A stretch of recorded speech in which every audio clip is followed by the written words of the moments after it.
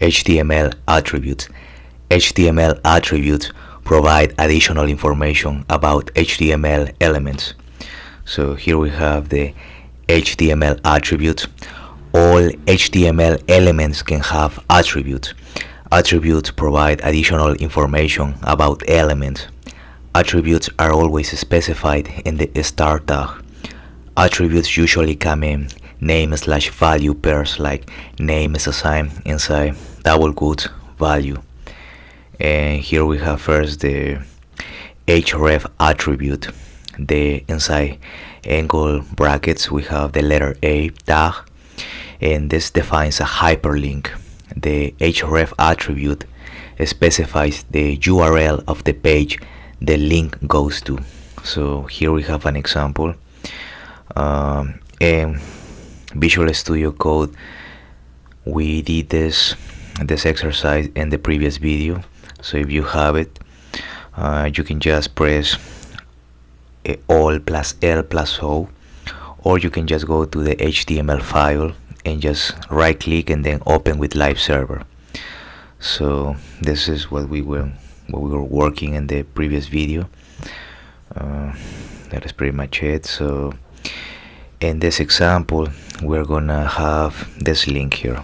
We're gonna copy this link and we're gonna go to our HTML file, and we're gonna paste it right here. So we have in the line 12, we have inside the line 12, we have inside angle brackets, we have the letter A space, we have the href and then equal sign, and then inside quotes we have this URL https://www.w3schools.com. So we close the angle brackets, then we have the content, visit W3 schools, and then we have the end tag. If we do it with angle brackets, then we have the slash and then the letter A.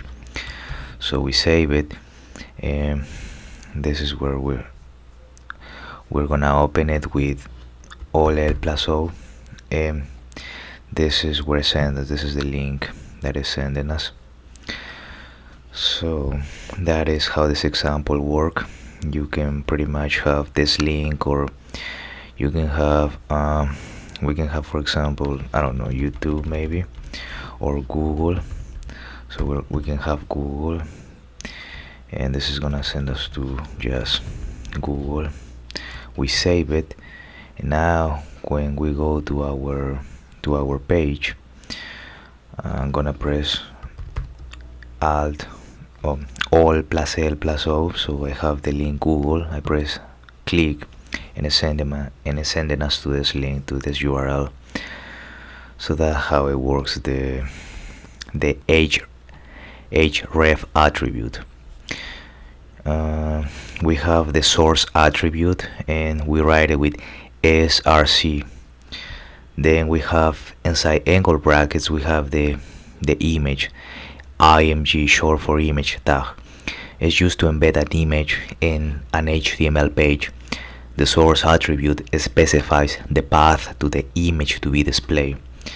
So here, for example, we have this link, we have inside angle brackets, we have the image, then we have the source, and inside we have the equal sign, and inside double quotes we are gonna go to this file. So we can try it.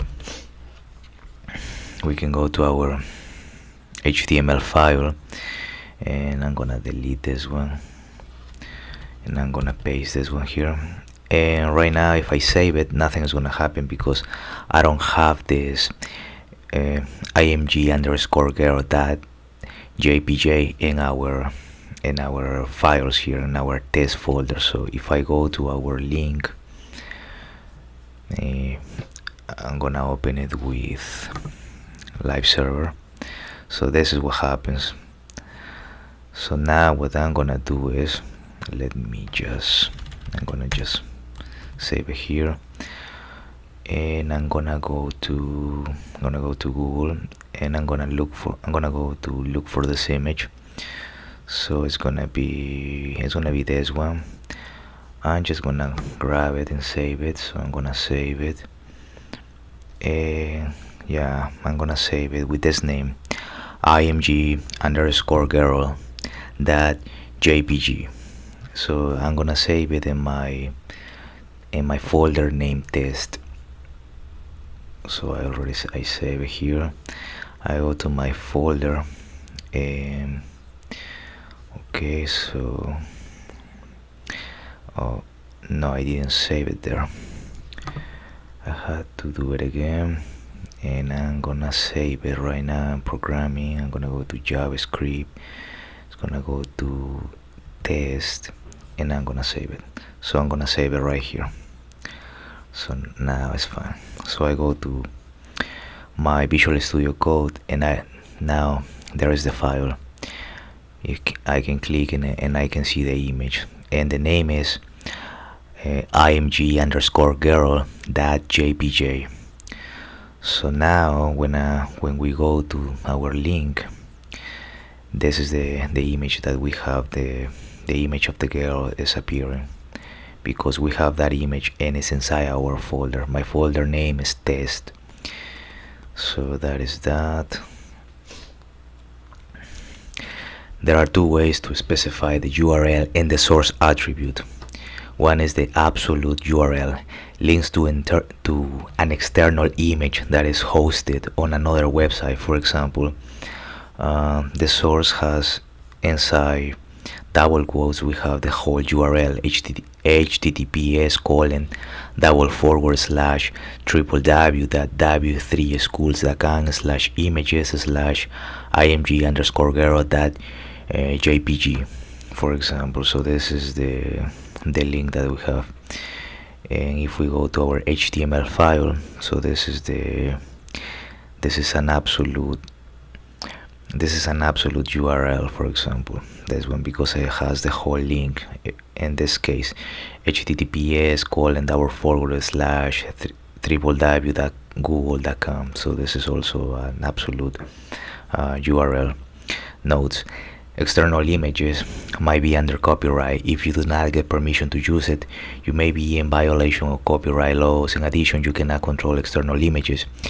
It can suddenly be removed or changed. So yeah, if you're using some image, you always have to quote it, give credits. So 2. Relative URL, links to an image that is hosted within the website. Here, the URL does not include the domain name. If the URL begins without a slash, it will be relative to the current page.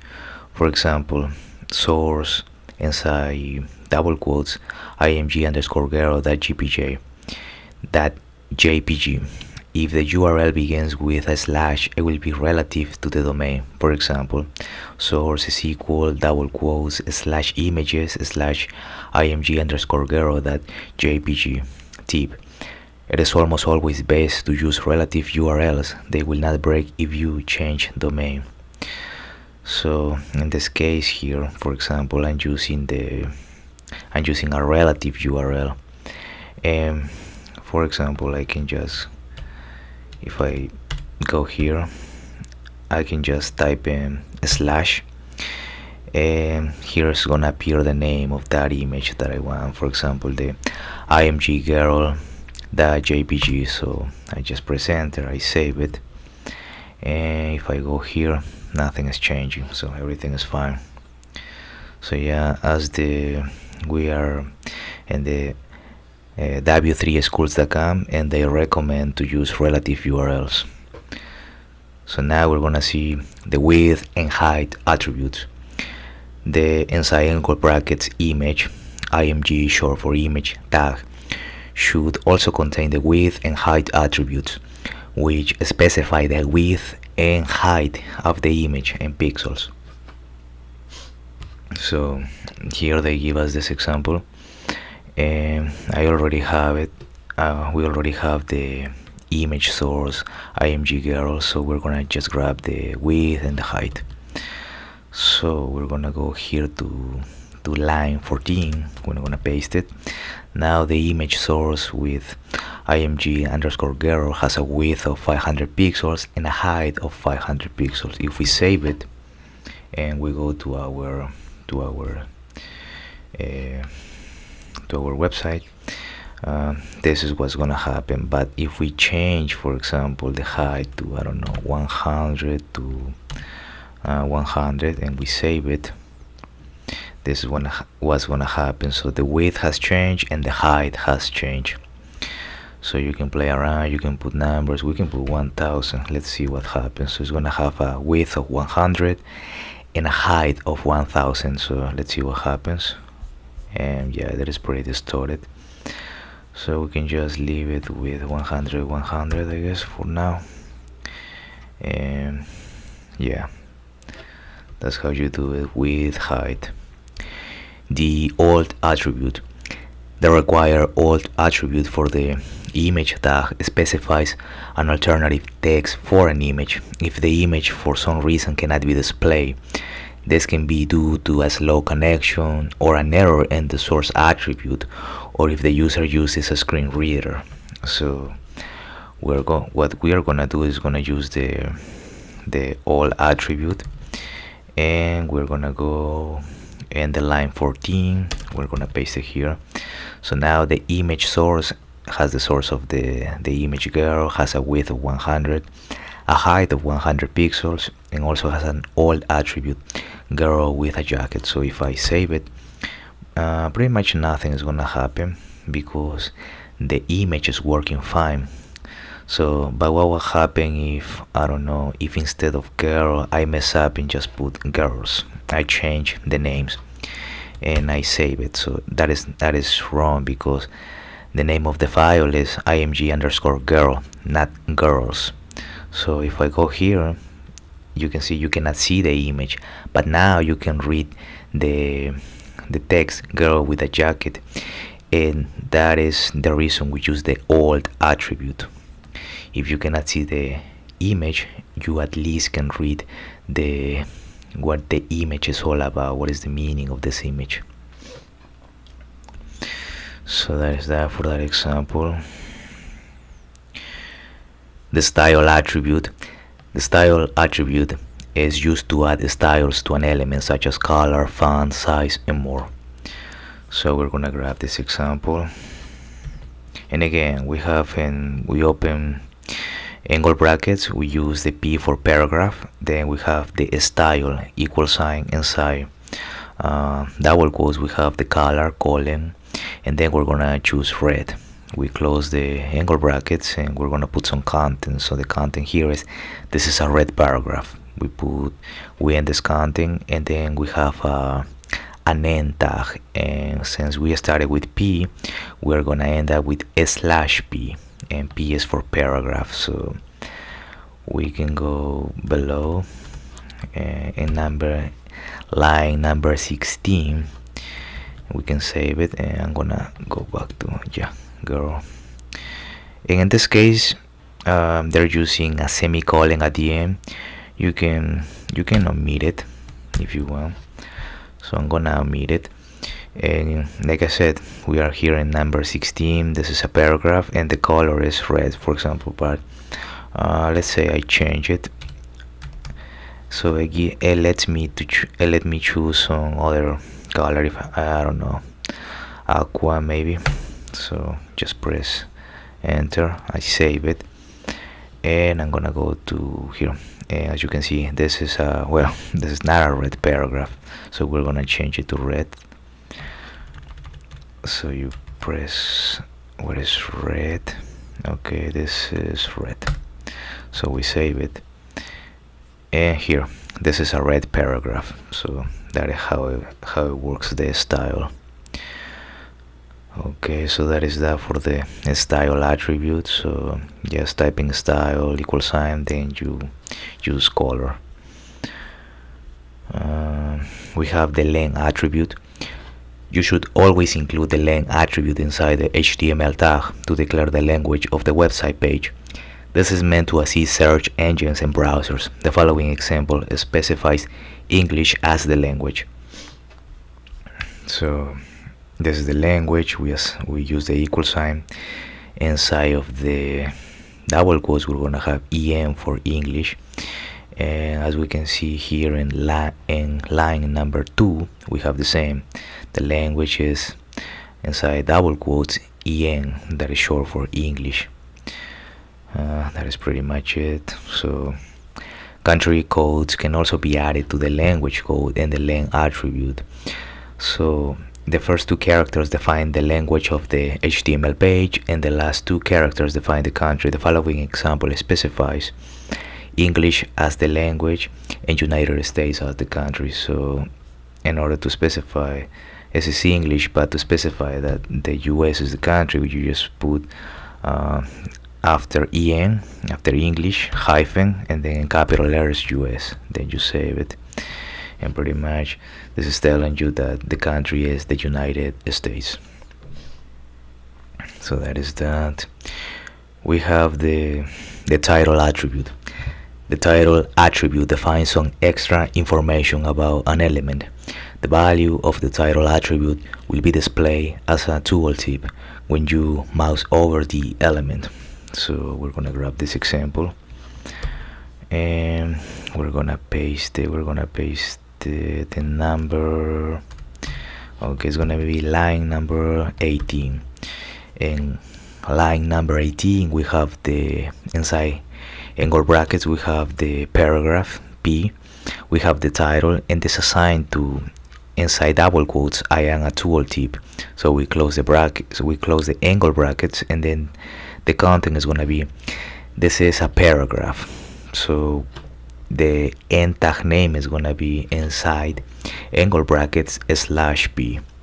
So when we go to our website, this is gonna be this paragraph. This is a paragraph, and if you put your mouse, if you mouse over it, you can see I'm a tooltip.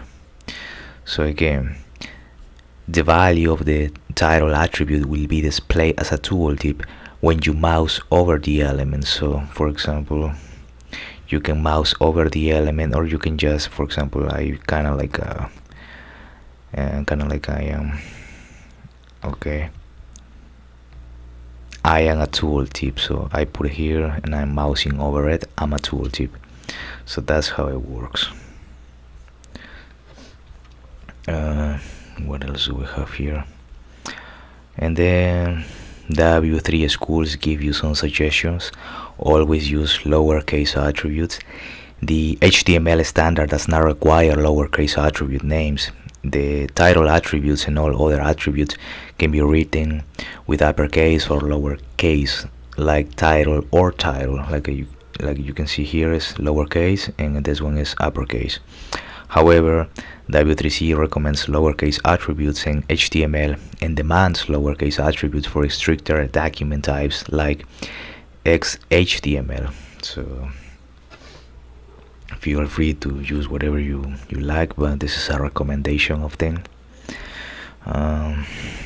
Here they suggest always quote attribute values. So the HTML standard does not require quotes around attribute values. However, W3C recommends quotes in HTML and demands quotes for stricter documents types like XHTML. So they say, for example, this is a good example.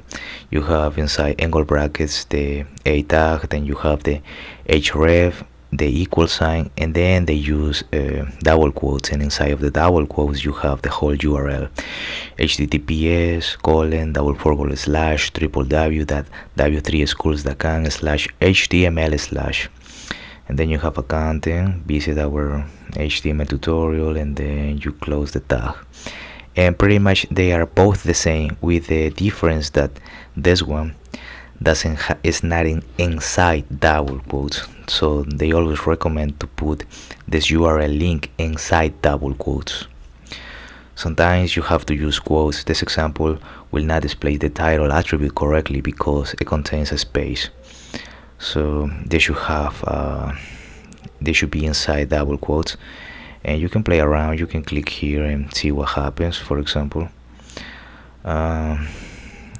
so here in the title it should be about W3 school, should be inside double quotes.